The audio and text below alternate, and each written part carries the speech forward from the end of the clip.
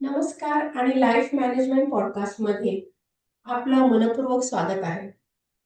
आज आपल्यासोबत आहेत एक अतिशय संवेदनशील, प्रेरणादायी आणि माइंडफुल जीवनाकडे मार्गदर्शन करणाऱ्या life coach Mrs Preeti Watve यांचं. स्वतःची किंमत ओळखणं, इमोशनल बॅलन्स निर्माण करणं आणि आयुष्याकडे सकारात्मक दृष्टिकोनातून पाहणं या विषयांवर ते अनेकांना प्रेरणा देत आहेत. आजच्या या विशेष संवादामध्ये आपण जाणून घेणार आहोत की मनातील भीती, सेल्फ डाऊट आणि इमोशनल स्ट्रगल्स यामधून कसं बाहेर पडायचं आणि आत्मविश्वासपूर्ण आणि शांत आयुष्य कसं जगता येतं. चला तर मग जोरदार स्वागत करूया कोच मिसेस प्रीती वाटवे यांचं. Welcome Miss Preeti. Thank you so much Soni madam, ही ऑपॉर्च्युनिटी आणि हा प्लॅटफॉर्म उपलब्ध करून देण्यासाठी, की जेणेकरून लाईफ कोचिंगमध्ये जे काही मी शिकले ते जास्तीत जास्त लोकांपर्यंत आपण हे पोहोचवू शकतोय. आणि लाईफ कोचिंग केल्यानंतर कळतं की कोचची आवश्यकता आपल्या जीवनात काय असते, त्याचं महत्व काय असतं. हे जोपर्यंत ती जर्नी आपण पार नाही पाडत त्या कोच सोबत, तोपर्यंत आपल्याला ती गोष्ट कळू नाही शकत. So thank you for making this opportunity available. Thank you coach Preeti. I know तुम्ही खूप बिझी आहात, पण तरी you said yes to this podcast. You spend time, एवढा टाइम दिला लाईफ मॅनेजमेंटला, त्याबद्दल थँक यू व्हेरी मच. आणि जस्ट एक्सक्यूज मी, कारण माझं मराठी एवढं फ्लुएंट नाही आहे. पण मी हा पॉडकास्ट मराठीमध्ये करते करते कारण कित्येक स्त्रिया आहेत त्यांना इंग्लिश एवढं फ्लुएंटली कळत नाही आणि त्यांच्याकडून मला रिक्वेस्ट होतं की तुम्ही मराठीतून का नाही करत. तर मी म्हटलं की language should not be a barrier, की मला जर मराठीवर चांगलं येत नाही, that should not be a barrier. माझं मेसेज लोकांपर्यंत पोहोचलं पाहिजे किंवा तुमचा मेसेज लोकांपर्यंत पोहोचलं पाहिजे, ते महत्वाचं आहे. तर काही जर मिस्टेक असेल, काही मध्ये प्रोनाऊन्सिएशन मध्ये काही हे असेल तर जस्ट ऍडजस्ट करून घ्या त्याबद्दल. निश्चितच. आपण एकत्र जर का बोलू, आय एम शुअर की ते चुका ज्या काय असतील त्या फारच क्षुल्लक असतील आणि आपला ऑडियन्स नक्कीच त्याच्याकडे दुर्लक्ष करेल. Thank you so much. तर प्रीती, पहिला प्रश्न घेऊया का? शुअर. अ, तर कोच प्रीती, तुमच्या जीवन प्रवासात असा कोणता टर्निंग पॉइंट होता, ज्यामुळे तुम्ही लाईफ कोचिंगकडे वळलात? फारच छान. म्हणजे कॉन्व्हर्सेशन ओपन करण्यासाठी खूप छान प्रश्न विचारलाय तुम्ही. तर टर्निंग पॉइंट म्हटलं तर एक असा सिंगल पॉइंट तर नव्हताच निश्चितच. अशा सीरीज घडत गेल्या, काही इव्हेंट्स घडत गेले. काही कंट्रोलेबल होते, काही अनप्लॅन्ड होते आणि तिथून ती सुरुवात झाली.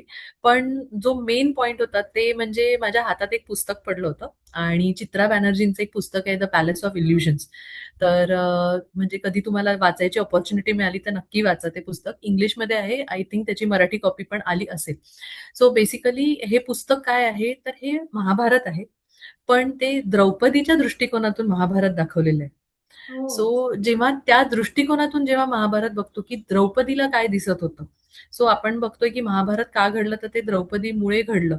पण त्यावेळेला द्रौपदीचा काय अँगल होता ते महाभारत घडण्यापाठी, तिचे काय व्ह्यूज होते, तिचं म्हणजे एक स्त्री म्हणून जर तुम्ही बघाल तर कुठेतरी आपण विमेन एम्पॉवरमेंट म्हणतो, पण तिचा आवाज कोणी ऐकला नव्हता. तिची एक आयडेंटिटी हरवलेली होती, ती तिची आयडेंटिटी शोधत होती. तिला कोणी विचारलेलं नव्हतं. तिचं जेव्हा लग्न 5 पांडवांशी करून दिलेलं होतं, म्हणजे एक स्त्री म्हणून आपण ही गोष्ट समजू शकतो, की कसं काय म्हणजे ती 5 जणांशी एकत्र लग्न करू शकते. पण तिला कोणी विचारलंच नव्हतं, तिचं मतच विचारलं गेलं नव्हतं. आणि अं, असं जर का बघितलं तर ॲज विमेन आपल्या समाजामध्ये असंच घडत आलेलं आहे, की स्त्रियांना कोणी त्यांचं मत कधी विचारलंच नाही गेलंय. आणि त्यांच्यावरती विषय लादले गेलेले आहेत. त्यांच्यावरती बरोबर. डिसिजन्स लादले गेलेत. त्यांच्या आई-वडिलांचे असू दे, पुढे त्यांच्या फॅमिलीचे असू दे. आणि हे कुठेतरी वाचता मला असं कळलं, की आपल्याला एक स्पेस क्रिएट करणं गरजेचं आहे, की जिथे स्त्रियांना ऐकलं जाईल. सो मी जेव्हा लाईफ कोचिंग करते, माझा जो वर्ग असतो, ज्यांना मी स्पेशल कोचिंग करते, ते आहे वर्किंग विमेन.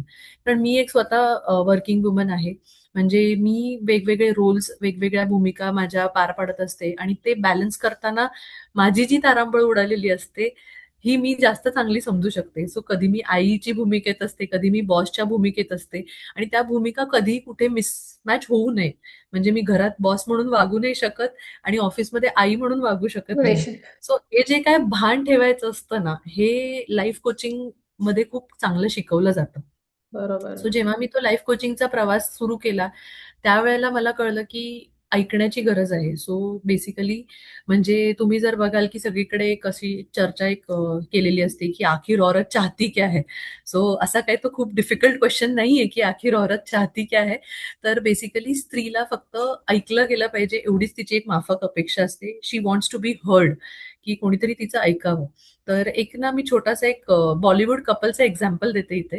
तर कतरिना कैफचा एक इंटरव्ह्यू घेतला गेलेला प्रेस कॉन्फरन्समध्ये आणि तिला एका जर्नलिस्टने विचारलं की तू एव्हरी टाइम अशी काम आणि कंपोस्ट कशी काय असतेस, अशी नेहमी तू शांत वाटतेस आम्हाला.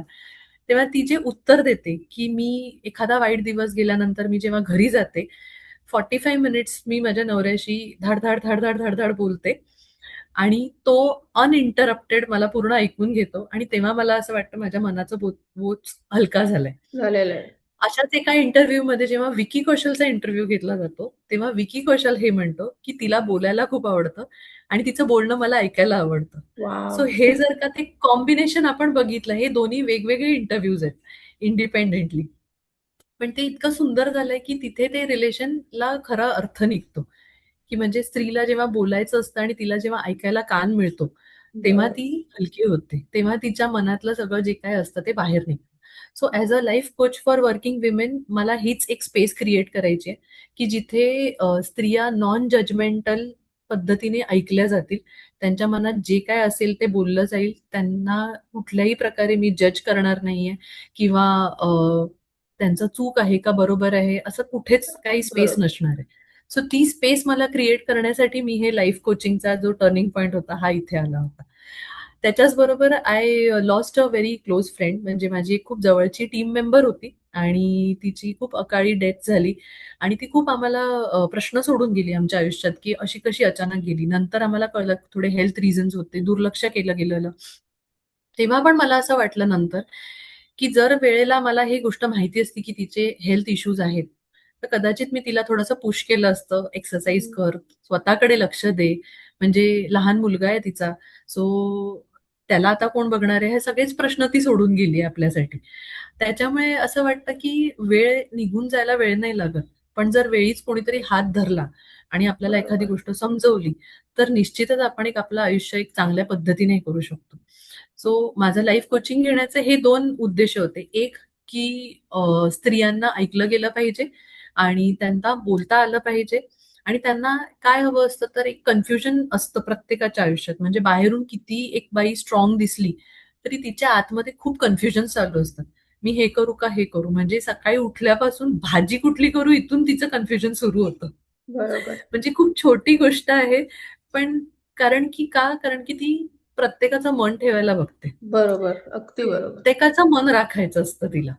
सो त्या त्या भानगडीमध्ये कुठेतरी ती कन्फ्युज स्टेटमध्ये जगत असते आणि म्हणून तिला क्लॅरिटी नसते. सो हे लाईफ कोचिंगच्या द्वारे मी मुलांना किंवा मुलींना त्या क्लॅरिटीपर्यंत घेऊन जाते आणि तिथून त्यांचं आयुष्य थोडंसं स्टेबल होऊ शकतं. सो दिस बरोबर. वॉज अ टर्निंग पॉइंट जे म्हणता येईल, की ह्या गोष्टी घडत गेल्या एकत्र, की ते पुस्तक हातात पडणं, म्हणजे मी मैत्रिणीला गमावणं, ह्या सगळ्या खूप एकत्र आल्या आणि म्हणजे आमची जी मेंटर होती, तिने आम्हाला असं शिकवलं होतं, की एखादी व्यक्ती जेव्हा आपल्याला सोडून जाते, तेव्हा तिने काहीतरी एक मेसेज सोडलेला असतो आपल्यासाठी. बरोबर. अगदी. तो मेसेज पुढे घेऊन जाणं हे आपलं काम आहे आणि तो आज मला कुठेतरी कळलाय, की मुलींना धक्का मारण्याची गरज असते, की "बाई उठ, एक्सरसाइज कर. हे तुझ्यासाठी महत्वाचं आहे. तुझ्या हेल्थसाठी चांगलं आहे आणि तू जर केलंस तर तुझं अख्खं घर हेल्दी राहतंय." सो हे काम ती कुठेतरी माझ्याकडून करून घेते असं मला वाटतंय आणि तो मला एक मी आयुष्याचा पर्पज म्हणून मी समजते आणि तिथून पुढे ते काम सुरू केलंय. वाव.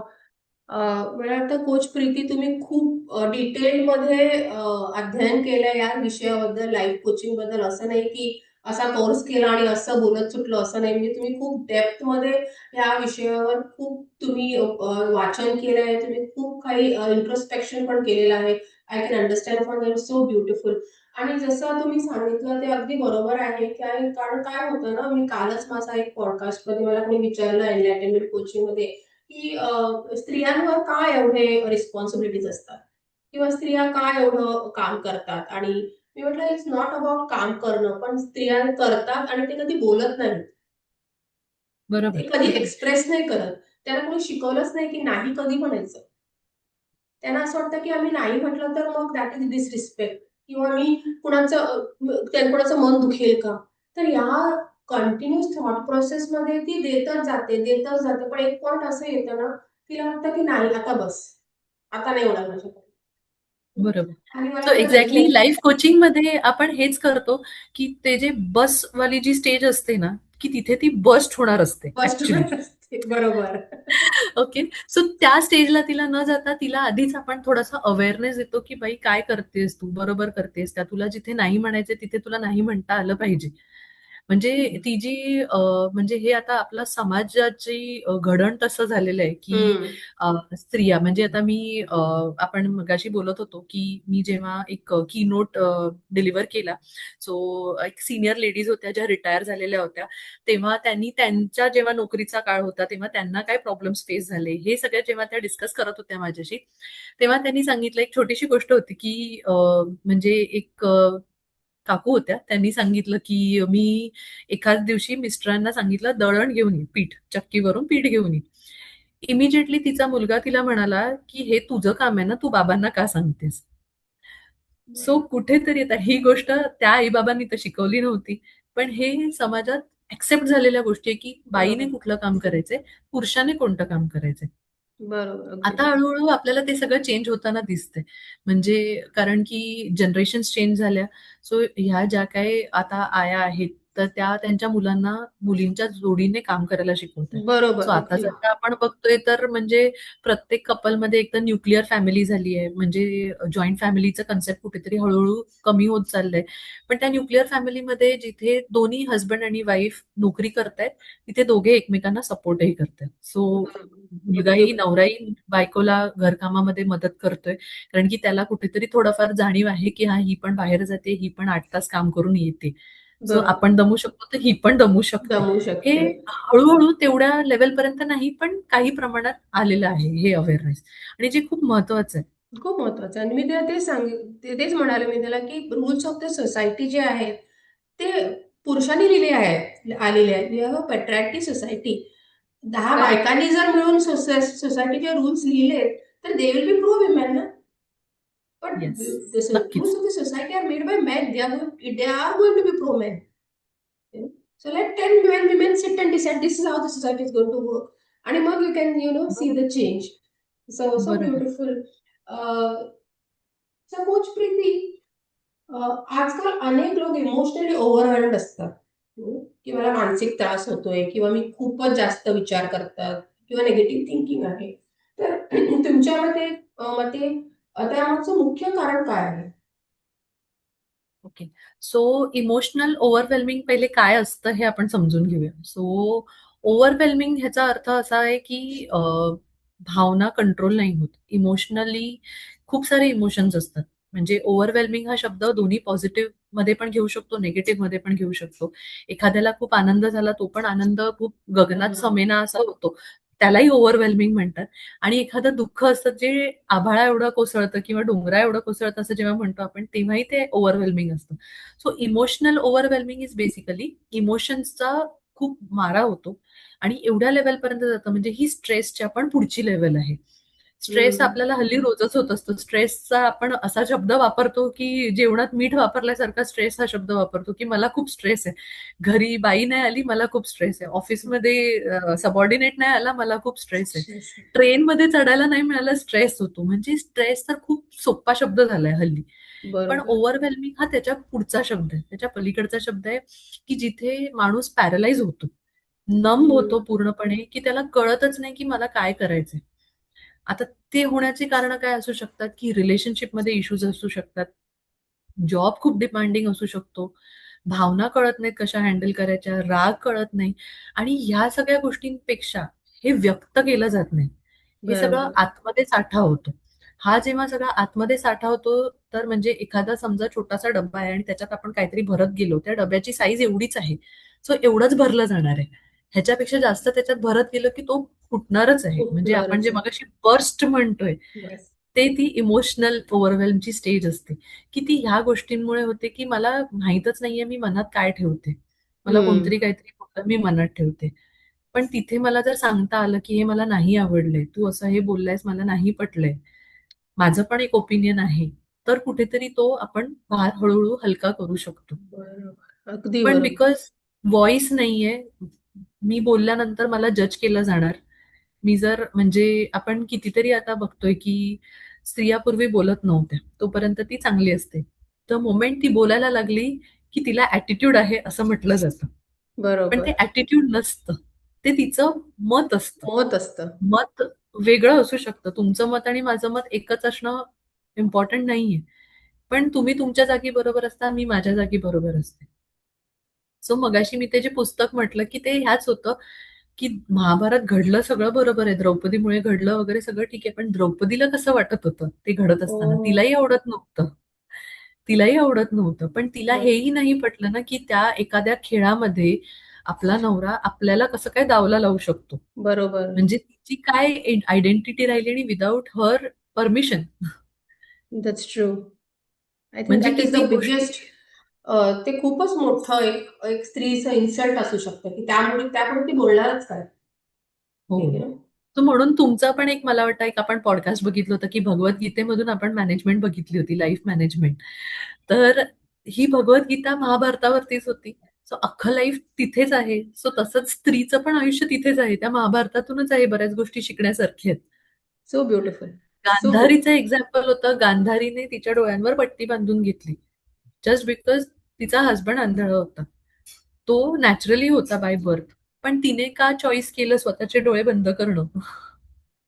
पण हा समाज असाच आहे आणि आपण हेच सगळं बघत आलोय. म्हणजे आपल्याला घरी सुद्धा कित्येक गोष्टी चुकीच्या वाटत असतात, चुकीच्या दिसत असतात. बरोबर. पण आपलं बोलणं कोणी घेणार नाहीये काउंटमध्ये. म्हणून आपण बोलतच नाही. आपण व्यक्तच होत नाही.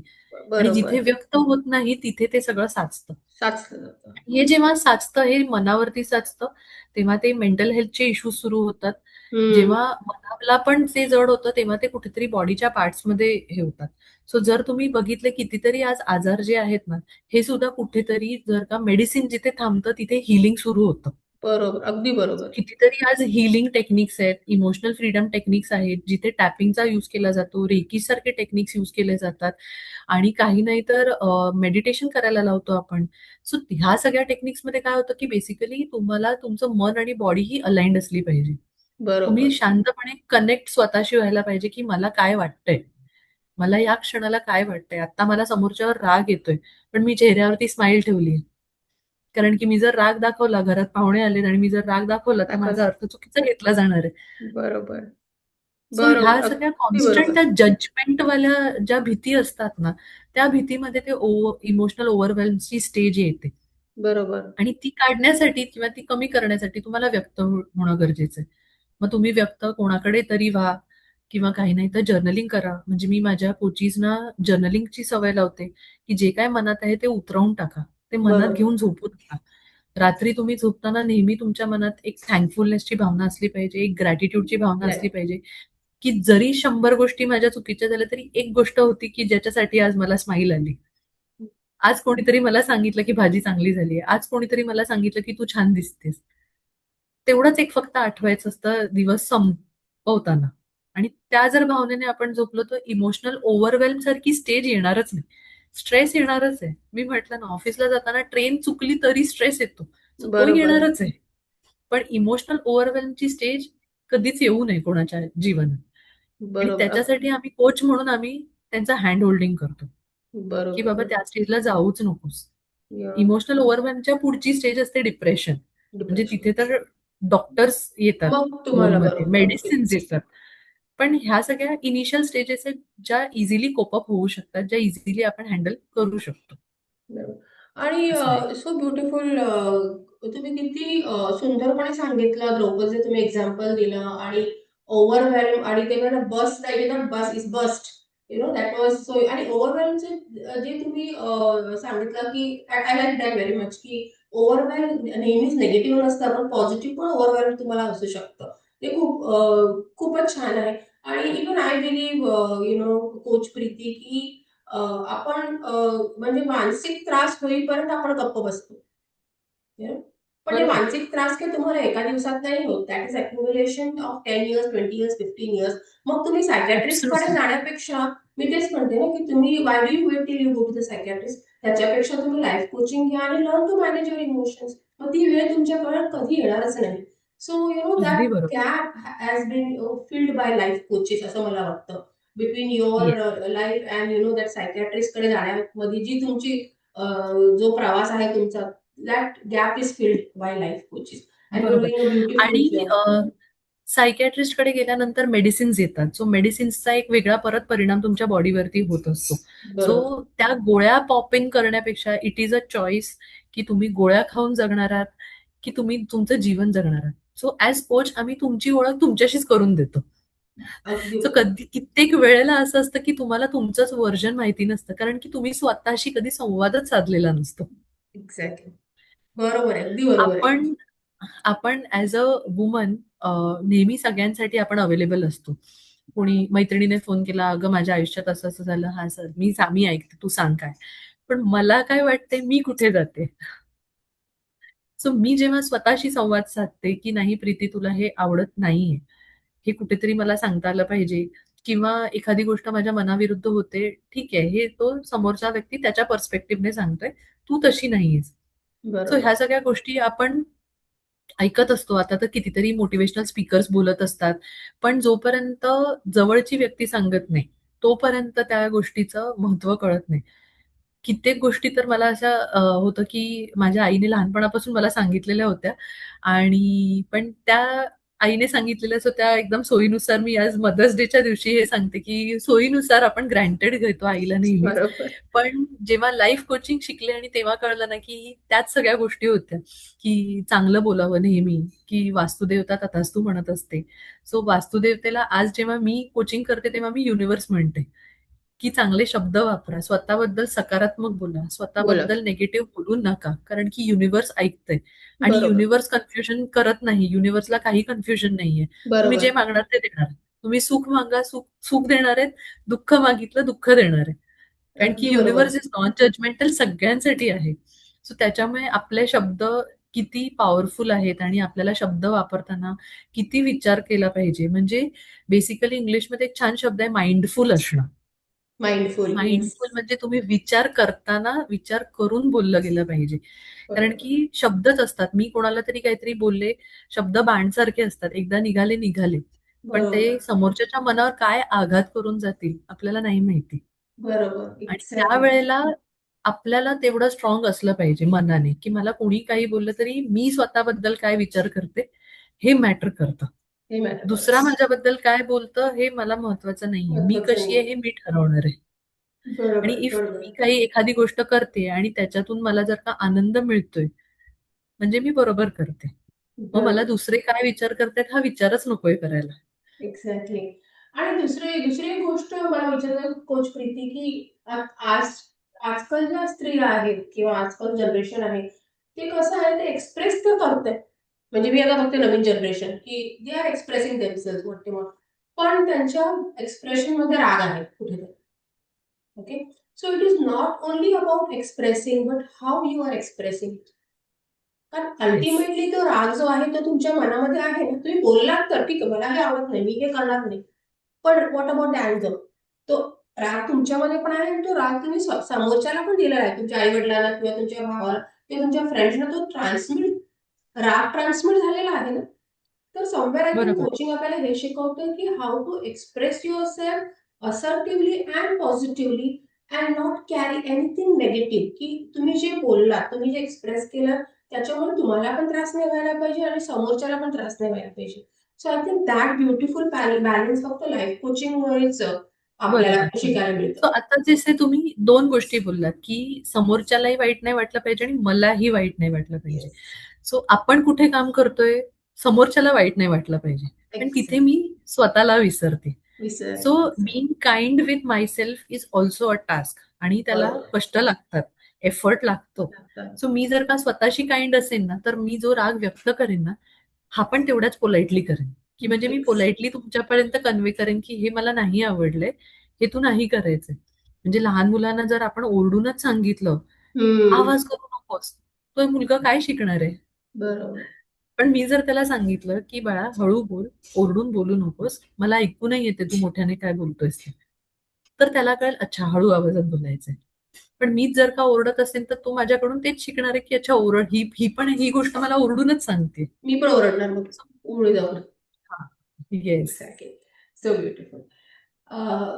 कोच प्रीती, आमचा तिसरा प्रश्न असा आहे की self worth and self love या गोष्टी प्रॅक्टिकली कशा डेव्हलप करता येतात, स्पेशली महिलांसाठी?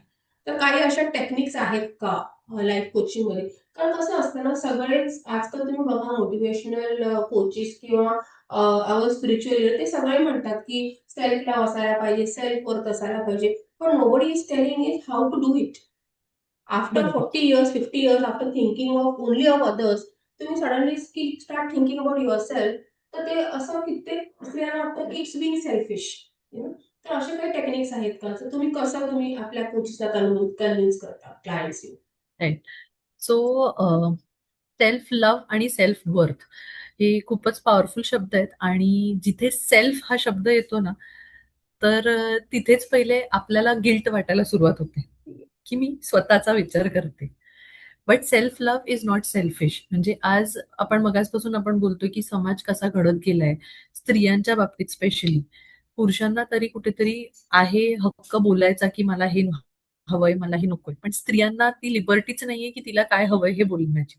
सो बरोबर. सेल्फ लव्ह बेसिकली काय असतं की मी आज दमलीये, मला थोडासा आराम करायचा आहे, इनफ आहे.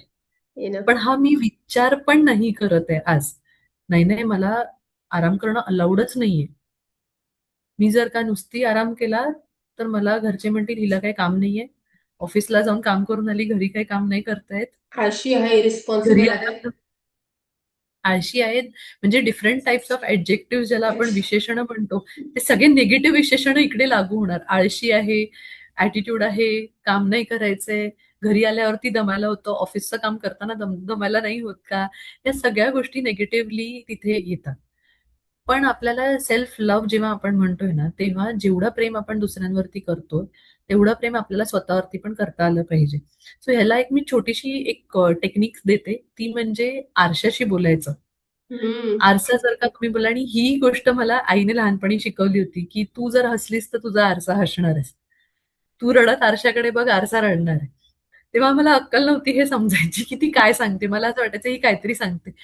आज त्याचा एवढा डीप अर्थ आहे हे आज कळतं, की मी किती काही झालं तेव्हा मी आरशात रडत कधीच बघत नाही. कारण मला मी बघूच शकत नाही रडताना. बरोबर. सो नेहमी मी जेव्हा आरशात बघते तेव्हा मी एक छान प्लेझेंट स्माइल असते माझ्या चेहऱ्यावरती, आणि मी नेहमी त्या आरशातल्या मुलीला नेहमी सांगते, तू आज किती छान दिसतेस, तुझा हा कानातले खूप छान दिसतायत, तुझा ड्रेस, तुझ्यावरती हा रंग खूप सूट करतोय. आणि रोज एकदा तरी, किमान एकदा तरी दिवसात, म्हणजे 3 वेळा आयडियली म्हटलं पाहिजे, पण किमान एकदा तरी आरशात बघून आय लव्ह यू म्हटलं गेलं पाहिजे. आय लव्ह यू आपण हे नेहमी शुअर. दुसऱ्या व्यक्तीसाठी बोलतो, पण हे स्वतःला कधी म्हणतो? आणि इट कॉस्ट नथिंग. ह्याला काही किंमत लागते का? आरशात सुद्धा आपण धड वेळ काढून बघत नाही. असे फटाफट केस विंचरतो आणि निघतो तिथून. पण एकच मिनिटं जर थांबलो, छान दिसतेस आज, आय लव्ह यू, एवढं म्हटलं तुम्ही बघा, तुमची एनर्जी पूर्ण चेंज होणार आहे. ऑफकोर्स. ॲज अ वुमन किंवा एक स्त्री म्हणून मला नेहमी असं वाटतं, की तुम्ही घरच्या एपिसेंटर असता. सो हम्म. एपिसेंटर जो असतो तो, जर तुम्हाला माहिती आहे, की भूकंप जेव्हा होतो तेव्हा तो एपिसेंटरच्या ठिकाणी जास्त असतो. त्याचा जो इफेक्ट असतो तो खूप स्ट्रॉंग असतो. सो बरोबर. एक स्त्री घराची एपिसेंटर असते. जर ती नीट असेल ना, अख्खं घर नीट असतं. आणि ती नीट होण्यासाठी सेल्फ लव्ह खूप इम्पॉर्टंट आहे. म्हणजे तिचे जर मानसिक हेल्थ चांगली असेल, तिची जर फिजिकल हेल्थ चांगली असेल, तर ती जे काय काम करणार आहे ते खूप सकारात्मक असणार आहे. घरची एनर्जी पॉझिटिव्ह राहणार आहे. ती घरची एनर्जी पूर्ण तिच्याच वरती अवलंबून असते. बरोबर. अगदी म्हणून बरोबर. म्हणतात की एक स्त्री नसेल तर घराला घरपणच नसतं. बरोबर. हे त्याच्याचसाठी म्हटलं जातं. सो ती जेवण करते, तिच्या मनात निगेटिव्ह थॉट्स आहेत, तर ऑटोमॅटिकली ती जे जेवण करणार आहे ते निगेटिव्ह थॉट्स त्या जेवणात पण उतरणार आहे. बरोबर. तेच जेवण घरातले सगळे खाणार आहेत, तर ऑटोमॅटिकली ती एनर्जी तशीच स्प्रेड होते. आणि ऍज एक्झॅक्टली. सायन्स पण सांगते की everything is energy. Everything is energy. Energy. So जेव्हा बरोबर. एनर्जी आपण म्हणतो ती एनर्जी जी मी कुक करते, जी मी जेवण बनवते, तर माझी एनर्जी ही नेहमी पॉझिटिव्ह असली पाहिजे. माझे चांगले वाईब्स त्याच्यामध्ये जायला पाहिजेत. आणि ते कधी चांगले जाणार जर मी हॅप्पी. पण अनफॉर्च्युनेटली मी काय केलंय की मी माझ्या हॅपीनेसचा हक्क दुसऱ्यांना दिलाय. बरोबर. माझा मुलगा जर असा वागला तर मी हॅप्पी असणार आहे. माझ्या मुलाला मार्क चांगले मिळाले तर मी हॅप्पी असणार आहे. असं नाहीये. माझे कंडिशनल हॅप्पी हॅपीनेस. होण्याचे येस. सो माझे हॅप्पी होण्याचे रिझन्स हे माझ्या आतमध्ये आहेत. सो बरोबर. आम्ही ह्याला कोचिंगमध्ये एक जॉय लिस्ट बनवतो, की मला काय केल्याने आनंद होतो. मला हं, गाणं हं. ऐकल्याने आनंद होतो. मला पुस्तक वाचल्याने आनंद होतो. मला जेवण केल्याने आनंद होतो. तुम्हाला माहितीये मी जेव्हा कोचिंग करते ना, मी जितक्या मुलींशी आजपर्यंत बोलले, त्यांना कमीत कमी 1 तास लागला 10 गोष्टी सांगायला, की त्यांना कशात आनंद मिळतो. येस. कारण त्यांना हा प्रश्न कोणी विचारलाच नाहीये. They are so disconnected from within. Yes. अगदीच. सो हे जेव्हा स्वतःची ओळख व्हायला लागते ना, की अच्छा अरे हे तर मला आवडत होतं. मला हे नेचरला फिरायला आवडायचं. मग काय झालं? कुठे गेलं ते? कुठे राहिलं? आता नाही आवडत. आवडतं पण वेळ नाही मिळत. सो आपण काय करतो, आपले जे आनंद मिळणारे जे गोष्टी, क्षण असतात, त्या आपण करत नाही आणि ते न हं. करण्यासाठी आपण सबब शोधतो म्हणजे एक्सक्युजेस शोधतो. माझ्याकडे वेळ नाही. बरोबर, बरोबर. वेळ नाही हे फक्त एक एक्सक्यूज आहे. देवाने सगळ्यांना 24 तास दिलेले आहेत. सो जर 24 तासांमध्ये एखादा माणूस सक्सेसफुल होऊ शकतो, तर मी पण होऊ शकते. व्हेरी ते ट्रू. फक्त त्या वेळेचं गणित कसं कोण मांडतं हे मॅटर करतं. सो सेल्फ लव्ह मध्ये मी सगळ्यात पहिली टेक्निक जी देते ती आरशाशी बोलणं, की रोज मिरर सकाळी आरशात एक्सरसाइज. एकदा तरी बोला, या. एकदा तरी आय लव्ह यू म्हणा. एकदा तरी तुम्ही स्वतःला अप्रिशिएट करा. 5 मिनिटं का होईना, जर एक्सरसाइज करा, स्वतःच्या फिजिकल हेल्थकडे लक्ष द्या. It is not selfish. बरोबर. जर तू एक स्त्री म्हणून जर तू हेल्दी असशील ना, तर तू घरात जे करशील ते सगळं हेल्दी असणार आहे. अगदी जर बरोबर. एक स्त्री आजारी पडली, म्हणजे मला आठवतंय एक लहानपणी आम्हाला शाळेत निबंध द्यायचे. आई सुट्टीवर गेली तर. कल्पनाच करायची नाही. आई सुट्टीवर गेली तर घर कसं चालेल? बरोबर, बरोबर. सो तो अगदी. विषय असतो, की म्हणजे आई सुट्टीवर जाऊ शकत नाही म्हणजे आईने हेल्दी राहणं इम्पॉर्टंट आहे. आईने रोज सकाळी उठणं आणि तिचं काम करणं अपेक्षित आहे. त्याच्यासाठी तिची मेंटल आणि फिजिकल हेल्थ चांगली राहणं खूप आवश्यक आहे. सो जर तुमच्याकडे वेळ नसेल असं तुम्हाला जर वाटत असेल, पण आठवड्यातले 3 दिवस तुम्ही जर तुमच्यासाठी एक्सरसाइज करू शकत असाल, काही करा. तुम्हाला जे आवडेल ते करा. म्हणजे माझ्या कित्येक कोचीजना त्यांनी मला सांगितलं, "मॅडम मला एक्सरसाइज करायला नाही आवडत. मला डान्स करायला आवडतो." म्हटलं, "डान्स कर. तुला गरबा आवडतो, गरबा कर." आणि मी ऍज अ कोच त्यांच्याकडून सेल्फी मागवते सकाळी, की तुम्ही केलंय की नाही? मला फोटो पाहिजे. सो मी एक कुठेतरी ती अकाउंटेबिलिटी ठेवते त्यांच्यावरती, की तू अकाउंटेबिलिटी. करतेस आणि मी तुझ्यावरती आहे बघायला, की तू करतेस की नाही. आणि ह्या सगळ्यामध्ये काय होतं, की पॅसिव्हली कुठेतरी त्या एक्सरसाइजमध्ये किंवा गरब्यामध्ये वेट लॉस हे पॅसिव्हली मिळतं. मिळतं. आणि बरोबर. ऑटोमॅटिकली जेव्हा वेट लॉस होतं, तुम्हाला माहितीये बायकांचा एकदम जिव्हाळ्याचा विषय असतो वेट लॉस हा. Weight loss. आणि जेव्हा तिला ती कॉम्प्लिमेंट मिळते, की "अगं तू बारीक झालीयेस." मग तिला ओह कळतं, वॉव! अच्छा पण मी तर काहीच नाही केलं. आणि मग ती एकदम पॉझिटिव्हली त्या गोष्टीमध्ये स्वतःला ओतून देते, की आता मी 3 दिवस नाही, आता मी 4 दिवस करणार. जर 3 दिवस केल्याने एवढा फरक होतोय, सो असं करत करत ते सेल्फ लव्ह ऑटोमॅटिकली हॅबिटचा फॉर्म होतो. ती फक्त सवयीचा भाग असतो. सो त्या हॅबिट्स आणि सेल्फ लव्ह मध्ये आल्यानंतर ह्या छोट्या छोट्या टेक्निक्स आहेत. Very so good. Self worth जिथे तुम्ही म्हणालात, सेल्फ वर्थ म्हणजे काय? स्वतःची किंमत करणं, स्वतःची किंमत व्हॅल्यू करा. करणं. माझ्या पण गरजा आहेत आणि त्याही मॅटर करतात. तुम्हाला हं. हे आवश्यक आहे, बरोबर आहे, पण मला पण हे आवश्यक आहे. मला जर का 1 तास सकाळी एक्सरसाइज करायची तर मला ती करायची आहे. जर तुमच्यासाठी जिमला जाणं इम्पॉर्टंट आहे, तर मला पण एक्सरसाइज करणं आवश्यक आहे. माझ्या मेंटल आणि फिजिकल हेल्थसाठी. आणि बरोबर. ह्या सगळ्यामध्ये गिल्ट असू नये. सगळ्यात मोठा जो प्रॉब्लेम असतो ना गिल्ट. ॲज विमेन, की ते गिल्ट असतो, की "अरे, हे बरोबर. मी असं बोलले तर काय होईल? मी जास्त तर नाही करत आहे ना? मी सेल्फिश तर नाही वाटत आहे ना?" हा विचार सोडून द्या. You are best. आहे ना. You are best. तुम्ही तुमचं बेस्ट करताय. सो ह्याच्यासाठी जर तुम्ही थोडासा वेळ स्वतःसाठी काढला तर it is not at all selfish. True. हे फक्त एक आपल्याला ना थोडंसं माइंडला ट्रेन करायला लागतं. हे रिफ्रेमिंग ज्याला आपण ट्रेनिंग आहे. म्हणतो. हे ट्रेनिंग आहे. हे जर तुम्ही आपल्या मनाला, आपलं मन, तुम्ही थ्री इडियट्स बघितलं असेल, ऑल इज वेलचं कन्सेप्ट त्यांनी दिलं होतं. मन बुद्धू आहे, त्याला नाही कळत. तुम्ही ऑल इज वेल म्हटल्यावर तो ऑल इज वेल समजतो. बरोबर, सो जर अगदीच. मनाला तुम्ही ही गोष्ट शिकवली की यू आर नॉट गिल्टी, मन शिकणार की नाही, हे गिल्ट नाहीये, इट इज नाहीये, दॅट इज. पण बरोबर. आपल्याला ही गोष्ट सवयीने आणायला लागते हळूहळू. आणि त्याच्यासाठी आणि त्या गायडन्स सगळ्यामध्ये, लागते. येस, त्याच्यासाठी गायडन्स लागतो. कारण की जेव्हा तुम्ही संवाद साधता ना, तेव्हा मला कळतं की गिल्ट कुठे येतोय. बरोबर. म्हणजे जेव्हा दुसरी व्यक्ती मला सांगते की मी हे असं केलं तर मला असं वाटतं, हे गिल्ट आहे. हे तिला कळत नसतं, कारण ती त्याच फ्रेम मधून ऑपरेट करत असते. बरोबर, तिला अगदी तेच बरोबर. बरोबर वाटत असतं फॉर इयर्स टुगेदर. आणि जनरली ज्या माझ्याकडे कोचेस येत आहेत ह्या सगळ्या अप्रॉक्सिमेटली 30 to 50च्या एज ग्रुपमध्ये. सो कुठेतरी ह्यांचं एज असं एक अर्धवट एज झालेलं आहे की त्यांना मुलं लहान आहेत, जॉब इम्पॉर्टंट आहे, जॉब सोडता येत नाहीये, मॅरेजच्या हम्म. वेगळ्या वळणावरती आहे, ती काही वर्ष गेलेली आहेत. पण म्हणजे कळत नाही असं, म्हणजे इन शॉर्ट कन्फ्युजन स्टेज आहे. बरोबर. स्वतःला काय हवंय, म्हणजे तुला काय हवंय आयुष्यातून हेच माहिती नाहीये. बरोबर. नाही, हे अगदी माहीत बरोबर. असणं गरजेचं. बरोबर. आणि कसं असतं त्या तो एज असा आहे ना, की मी 40 to 50 पण तुम्ही म्हणा, की आता नेक्स्ट जनरेशन आहे ते खूप फास्ट आहे. World is moving in a very fast pace. आणि आपले आई वगैरे जे आहेत ते लोकं खूपच म्हणजे they are in a different mindset on different world altogether.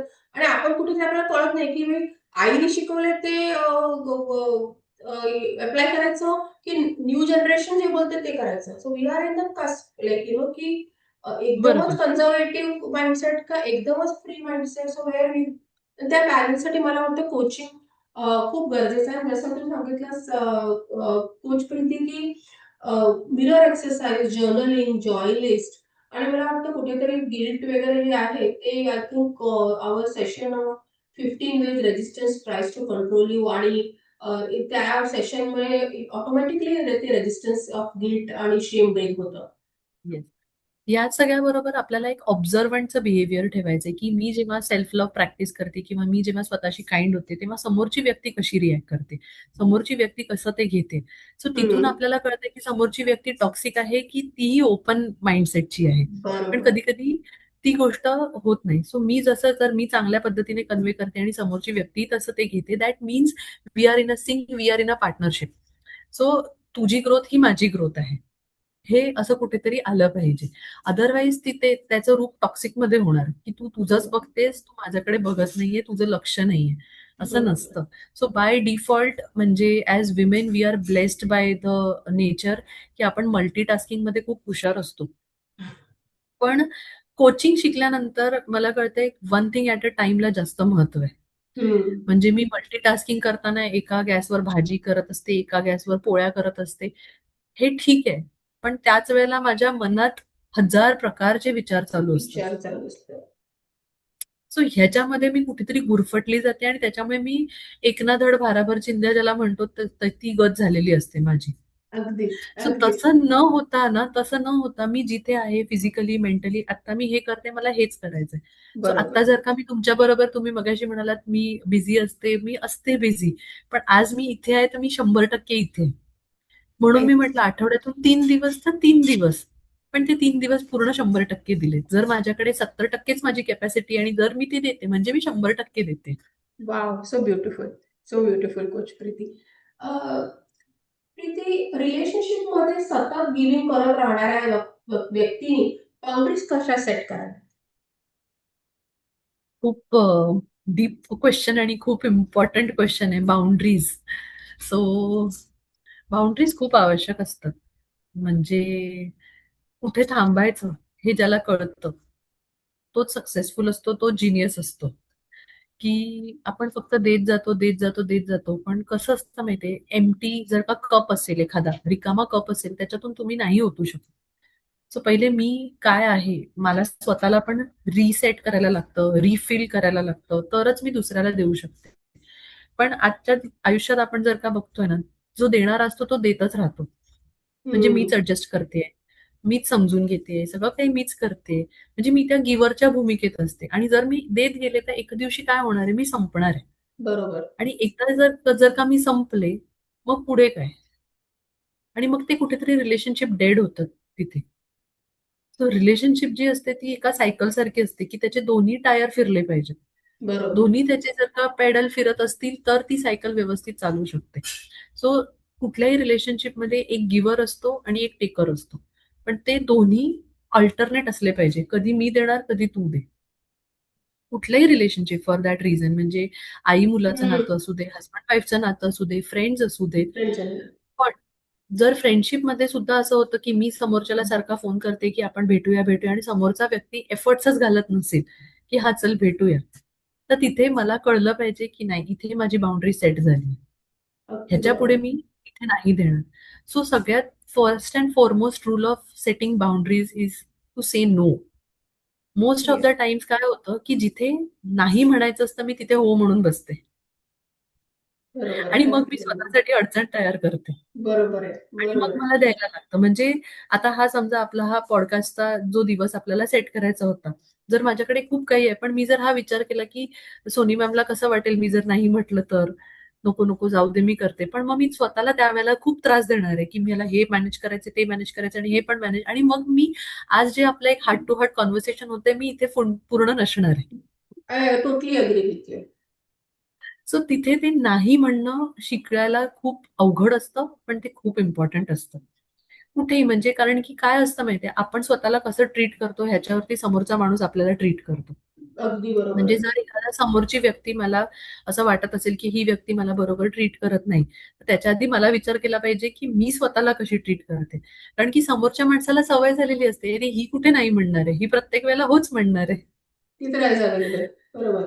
नाही, सो ते अगदी मग बरोबर ते आहे. जे टेकिंग ग्रांटेड ज्याला म्हणतो ना, ती ती सवय आपणच लावलेली असते. कारण आपण बरोबर. समोरच्याला नाही हे उत्तर कधीच दिलेलं नसतं. सो समोरचा माणूस अपेक्षा करतो, की ही होच म्हणणार आहे. आणि हं. मग तिथे तो प्रॉब्लेम होतो. सो सेटिंग बाउंडरीज ते काय वॉल्स नसतात. त्याला एक पोलाइटली आपण जर का सांगितलं, की हे आत्ता नाही आणि there is a way to say no. म्हणजे नो म्हणणं, नाही मी नाहीच करणार असं जर म्हटलं तर कोणालाही इन्सल्टिंग वाटेल. पण जर का मी हे सांगितलं, हे आज पॉसिबल नाहीये, आपण उद्या करूया का? किंवा परवा करूया का? म्हणजे मला करायचंय. माझे इंटेन्शन्स क्लिअर आहेत, की मला तू जे सांगतोयस ते मला पटतंय. तू जे सांगतेस ते मला करायचंय. मला पण तुला बरोबर. भेटायचंय. पण ही वेळ साध्य नाही होत आता तू बिझी आहेस. पण उद्या जेव्हा ती वेळ येईल, तेव्हा मला ही तयारी ठेवायला लागेल, की समोरच्या व्यक्ती पण मला नाही म्हणणार आहे. एक्झॅक्टली. सो आपल्याला माहिती आहे, की सेइंग नो इज डिफिकल्ट. म्हणजे आपल्याला नाही म्हणायला त्रास होतो कधी-कधी. तो पण जेव्हा समोरचा माणूस नाही म्हणतोय, तेव्हा पण आपल्याला हा विचार ठेवला पाहिजे, की त्यालाही तेवढाच त्रास झाला असेल. बरोबर. सो ही अगदी जर का बरोबर. भावना आपण ठेवली, तर लाईफ विल बी ईझी आणि लाईफ बरोबर. Can be convenient yes. दोघांसाठी. सो आय थिंक मला वाटतं हे पण आपण रेजिस्टन्सचा जो आपला सेशन असतो त्यामध्ये आपण आणि यामध्ये मला वाटतं सेटिंग बाउंडरीज मध्ये कम्युनिकेशन स्किल्स पण खूप महत्वाचे आहे जसं तुम्ही सांगितलं. आणि बिंग नॉन जजमेंटल आणि बिंग अंडरस्टँडिंग पण खूप इम्पॉर्टंट आहे. कारण कित्येक व्यक्ती असे असतात की ते नाही म्हणतात पण त्यांना पण नाही म्हटलं ना की लगेच त्यांना ते इगो येतो. So how you manage correct. Your ego ते पण आपण रेजिस्टन्सच्या सेशनमध्ये ते आपण खूप सुंदरपणे टेक्निक्स तुम्ही शिकवता आय नो दॅट. आणि सो बाउंड्रीसाठी as I said communication skills and understanding की अंडरस्टँडिंग आणि accepting no also is very important. You yes, no. Yes. So म्हणजे जर तुम्ही म्हणाल, की जेवढे आपले स्किल्स आहेत, त्या स्किल्समध्ये सगळ्यात इम्पॉर्टंट काय असेल, तर ते कम्युनिकेशन स्किल्स आहेत. की येस. तुम्हाला करेक्ट पद्धतीने, करेक्ट मेसेज, करेक्ट माणसापर्यंत पोहोचवायचंय. आणि तुम्हाला जसा पोहोचवायचा आहे, समोरचाही तो तसाच रिसीव्ह करतोय. एवढं तुमचं कम्युनिकेशन क्लिअर असलं पाहिजे. बरोबर. अगदी बरोबर. अगदी बरोबर. सो सो ते जर का तुम्ही अचीव्ह केलं ना, कम्युनिकेशन स्किल्स वरती जर तुमचं प्रभुत्व झालं, तर you win in life. Life. म्हणजे तुम्हाला काहीच बघायला गरज नाहीये. कारण की तुम्ही कधी चुकीचे वागूच शकत नाही मग. कारण की बरोबर. तुम्हाला माहिती आहे, की समोरच्या माणसाला काय आवडेल, काय नाही आवडणार. म्हणजे आणि ते त्याच्या भूमिकेतून न स्वतःच्याच भूमिकेतून जर सांगितलं, तरी समोरचा माणूस ते तसंच एक्सेप्ट करणार आहे. अगदी बरोबर. सो म्हणजे अगदी. मला जर असं वाटतं, की कम्युनिकेशन स्किल्समध्ये सुद्धा लिसनिंग, ऐकण्याची जी कला आहे ना, ह्यासारखी कला नसावी दुसरी, की समोरचा माणूस काय बोलतोय, त्याचा काय अर्थ होतोय. हाल्फ द टाइम्स अर्धी अधिक जी भांडणं म्हणा किंवा जे काही हम्म. डिफरन्स ऑफ ओपिनियन्स हे जे काय होत असतं ना, हे न ऐकण्यामुळेच होतं. म्हणजे माणूस ऐकतो. म्हणजे आपल्या इंग्लिशमध्ये 2 शब्द आहेत. एक आहे हिअरिंग आणि एक आहे लिसनिंग. So listening. हिअरिंग म्हणजे कुठेतरी सॉन्ग चालू असतं, मी लांबून ऐकते, हां, काहीतरी गाणं चालू आहे, काहीतरी म्युझिक. लिसनिंग कधी असतं, जेव्हा मी त्या गाण्याचे लिरिक्स ऐकते, की ते हम्म. शब्द ऐकते, की कवीने तिथे काय म्हटलंय, त्या लिरिसिस्टला काय कन्वे करायचंय, कुठली कन्व्हेन्स. भावना कन्वे करायची. एक्झॅक्टली, सो हे ब्युटिफुल. ऐकण्याची जी कला आहे ना, ही कला आपण खूप काम केलं गेलं पाहिजे आणि त्याच्यावर खूप म्हणजे खूप काम करावं लागतं. So so as beautiful. Coach मला माहिती आहे, की लिसनिंग जेव्हा मी करते, तेव्हा मला खूप पेशन्स ठेवायला लागतो. खूप म्हणजे तो माणूस काय बोलतोय, मला त्याच्यावरती रिॲक्ट नाही करायचंय. मला पूर्ण ऐकायचंय. त्याचं सगळं सांगितल्यानंतर मला माझं मत मांडायचंय किंवा मला जे काही सांगायचंय ते सांगायचंय. सो ती एक कला जर आपण आयुष्यात शिकलो ना, तर लाईफ खूप ईझी होऊ शकतं. Of course. So beautiful. Very beautiful. खूप सुंदर सांगितलं कोच प्रीती. कोच प्रीती, तुमच्या कोचिंग एक्सपिरियन्स मधून असा एखादा ट्रान्सफॉर्मेशन स्टोरी सांगाल का, ज्याने तुम्हाला खूप इन्स्पायर केलं? अशी एखादी गोष्ट की. सो आता मी जिथे काम करते, तर जसं माझं स्पेशलायझेशन मी सांगितलं, की मी मुलींना कोच करते, वर्किंग विमेन. कारण की मी तिथून आलेली आहे. सो मला माहिती आहे हम्म. त्या वर्किंग विमेनची तारांबळ कुठे उडालेली असते. घर मॅनेज करणं आणि ऑफिस मॅनेज करणं, ऑफिसमध्ये कलीग्सना मॅनेज करणं, पुरुषांना मॅनेज करणं. बिकॉज एखादी स्त्री जेव्हा काम करते किंवा एखादी ती स्त्री जेव्हा लीडरशिप रोलवरती असते, त्यावेळेला तिच्याकडे जो बघायचा दृष्टिकोन असतो, तो कसा असतो हेही मला समजतं. म्हणजे मला माहितीये, म्हणजे खूप सोपं एक्झाम्पल देते. पण ऑफिसमध्ये जेव्हा एखादी स्त्री हायर लेवलला जात असते, तेव्हा तिथे असलेला पुरुष म्हणतो की डॅशिंग बाई आहे, खूप चांगलं आहे, काय पर्सनॅलिटी आहे. पण तीच गोष्ट तो स्वतःच्या बायकोसाठी बोलू शकतो का? हा एक प्रश्न आहे. जेव्हा त्याची बायको त्याच लॅडरवरती चढत असते किंवा त्याच ह्याच्यावरती जात असते, तेव्हाही तो तेवढाच ओपन असतो का हे करणं. सो असे काही इन्स्पायरिंग स्टोरीज मी बघितलेत, की जिथे मी माझ्या टीम मेंबर्सना वगैरे मी जेव्हा कोचिंग करते, तेव्हा त्यांचं म्हणणं हेच असतं, की आम्हाला कळत नाही घर कसं मॅनेज करायचं. मी जास्त ऑफिस ऑफिस केलं, की माझा नवरा म्हणतो, की "तू ऑफिसचीच झाली आहेस, तू इथे राहत नाही."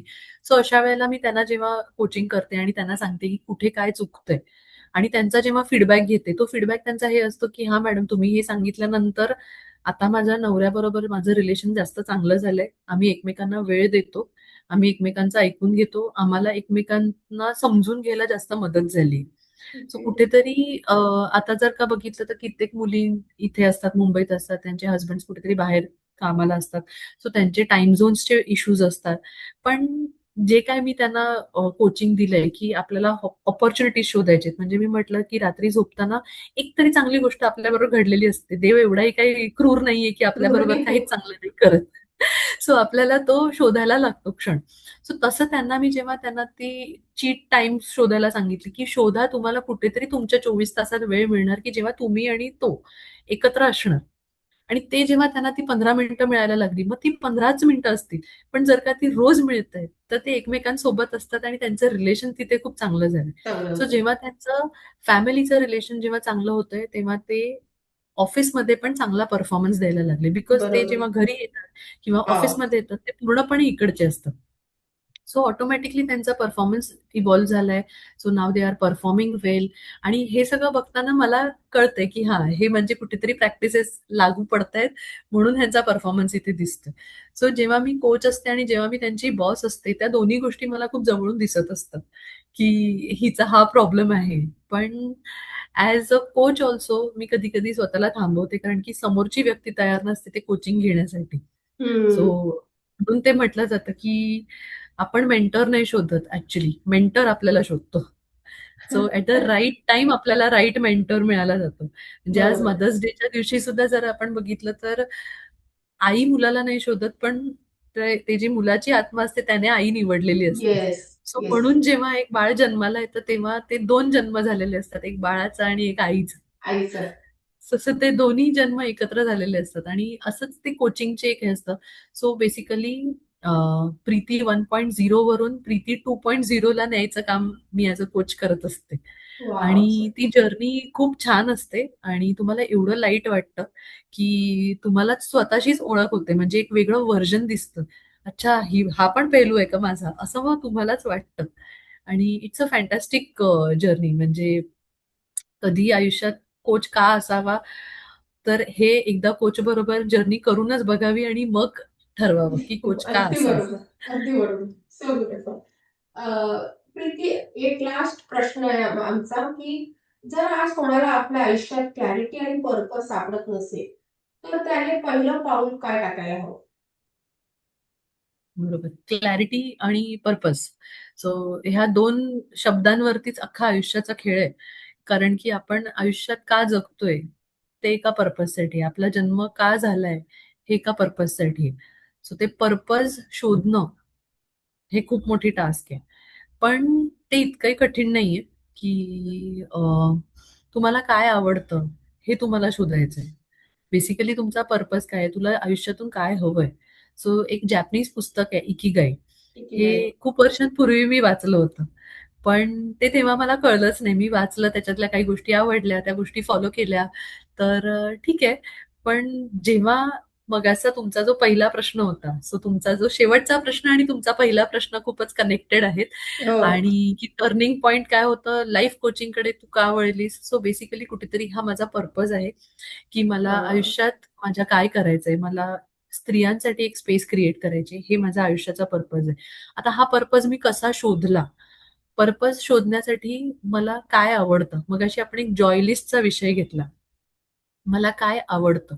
मला गाणी म्हणायला आवडतात, मला बोलायला आवडतं, मला आवडतं. लोकांशी संवाद साधायला आवडतं, मला लोकांना गाईड करायला आवडतं. सो ह्या सगळ्या गोष्टी जेव्हा मी लिहून काढल्या, त्याच्यातल्या किती गोष्टी मी किती वेळा करते, परत परत गोष्टी किती करते, कुठल्या गोष्टी मी एफर्टलेस करते आणि कुठल्या गोष्टींसाठी मी पॅशनेट आहे. पॅशनेट असणं म्हणजे पागलपंती. हं. म्हणजे त्याला वेळ, काळ काही नसतं. काही नसतं. म्हणजे तुम्ही मला रात्री झोपेतून उठवलं आणि सांगितलं, की "प्रीती, अगं हिला काहीतरी प्रॉब्लेम झालाय, हिचं तुला जरा ऐकून घेशील का?" मी तरीही एवढ्याच कानाने, एवढ्याच एनर्जीने मी बसेन तिचं वॉव! ऐकायला.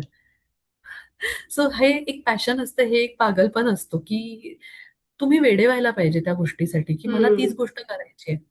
आणि जेव्हा तुम्ही म्हणून आपण बघतो कितीतरी असे हे बघतो, की जिथे डॉक्टर्स असतात, एम-बी-बी-एस डॉक्टर्स असतात, प्रॅक्टिस करत असतात, सडनली ते ॲक्टिंग घेतात. पण त्यांना कुठेतरी वाटतं, की मला आनंद तिथे मिळतोय. बरोबर. सो अगदी माझा बरोबर. पर्पज हा आहे. सो जे तुम्हाला आवडतंय, जे तुम्ही करताय, तो तुमच्या आयुष्याचा पर्पज आहे. सो मला जर का बोलायला आवडतंय आणि मी जर का बोलून, चांगलं बोलून समोरच्याला ते आवडतंय, समोरच्याला ऐकायला आवडतंय, समोरच्याच्या आयुष्यात त्याच गोष्टीचा फरक पडतोय, तर कुठेतरी ते माझ्या आयुष्याचा पर्पज आहे. सो इकिगाईमध्ये 4 प्रश्न असतात, की तुम्हाला काय आवडतंय? तुम्हाला काय चांगलं येतंय? काय असं आहे, की समोरच्याला तुमचं केलेलं आवडतंय आणि समोरची व्यक्ती तुम्हाला त्या गोष्टीसाठी पे करायला रेडी आहे. हे 4 प्रश्न जे जीवनाचे आहेत, हे जर का तुम्हाला शोधले, तर you find what you call as Ikigai. Your so हे पर्पज इन खूप एक लाईफ. डीप हे असतं युअर पर्पज इन लाईफ. आणि कसं असतं, की नाऊ आय एम 42 आणि ह्या सगळ्या गोष्टी मागच्या 2-2.5 वर्षात ज्या काही घडल्या, सो कधी-कधी मला प्रश्न पडतो, हे मला आधी का नाही कळलं? तर मी हे केलं असतं.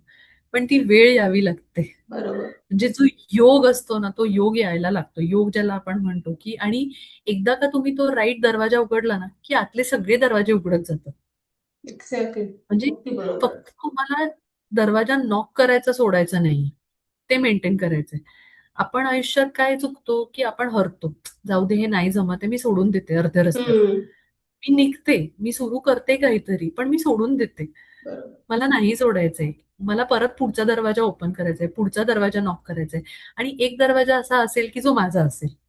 आणि हं. तो दरवाजा जर का उघडला, तर त्याच्या पुढचे सगळे दरवाजे ऑटोमॅटिक उघडतात. म्हणजे अ, एक मॅजिक म्हणावं किंवा काय, पण माझी जी लाईफ कोचिंगची जी काही जर्नी झाली, त्याच्यामध्ये मी कुठेही सुट्ट्या घेतल्या नाहीत ऑफिसमधून. माझं ऑफिसचं काम आहे तसं चालू होतं. मी रात्री-रात्री बसून अभ्यास करत होते. मला झोप येत नव्हती. अदरवाईज मी 10 वाजता गुडूप असते.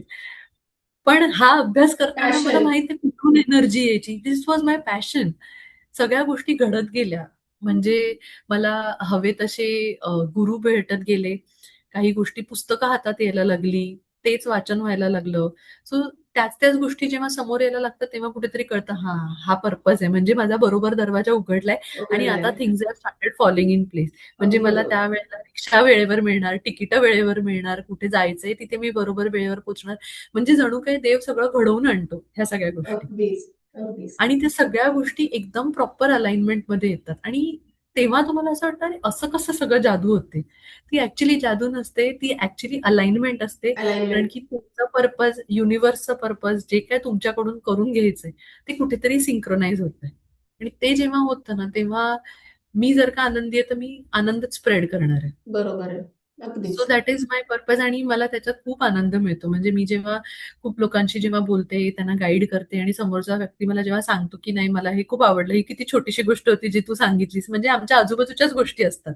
पण तो हां. बघायचा दृष्टिकोन जेव्हा मला थोडा-थोडा का होईना म्हणजे एक डिग्री जरी मी बदलला ना एखाद्याचा, तरी मला त्याच्यात खूप आनंद मिळतो. आणि म्हणून त्या गोष्टी मी सातत्याने करत राहावं अशी म्हणजे अ, माझी इच्छा आहे, की म्हणजे जोपर्यंत मी आहे तोपर्यंत मला किती आयुष्य मी बदलू शकेन ह्याचाच मी नेहमी विचार करते. नक्कीच, नक्कीच कोच प्रीती. मी बघितलंय तुमचं काम आणि तुम्ही किती पॅशनेट आहात त्या कामाबद्दल ते पण मला ते पण मी बघितलंय. आणि तुम्ही जसं म्हणालात, की लाईफ कोचिंगमध्ये एक प्रॉपर टेक्निक आहे तुमचं पॅशन फाइंड आउट करण्याचं. जसं आपण पॅशन टेस्ट घेतो, जॉय लिस्ट आणि मग तुम्ही म्हणालात जसं इकिगाय आहे. तर एक स्ट्रक्चर्ड प्रोग्राम आहे लाईफ कोचिंगमध्ये, जिथे तुम्हाला कळतं, की तुम्हाला ॲक्चुअली आयुष्यामध्ये करायचं काय किंवा तुमचा पर्पज काय आहे.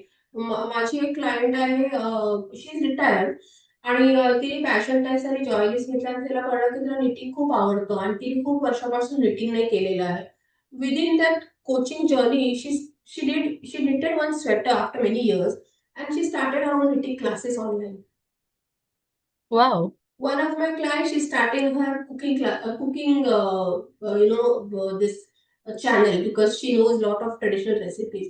पण ती म्हणाली, "मी अरे असा कधी विचारच नाही केलेला, की I can also do something." मी खूप काही विसर पडलेलं होतं बिकॉज ऑफ फॅमिली रिस्पॉन्सिबिलिटीज आणि यामध्ये दुसऱ्या नवऱ्यासाठी करायचं, इन लॉसाठी करायचं, मुलांसाठी करायचं. त्यामध्ये कुठे मी कधीच प्रश्न नाही स्वतःला विचारला, की आय डिड नॉट अंडरस्टँड. तर कोचिंगमध्ये आय एम शुअर एक स्ट्रक्चर वे आहे पॅशन टेस्ट किंवा जॉय लिस्ट किंवा एकीगाय. आय थिंक त्याच्यामुळे वी कॅन फाइंड आउट की आपलं पर्पज काय आहे किंवा गोल्स काय आहेत.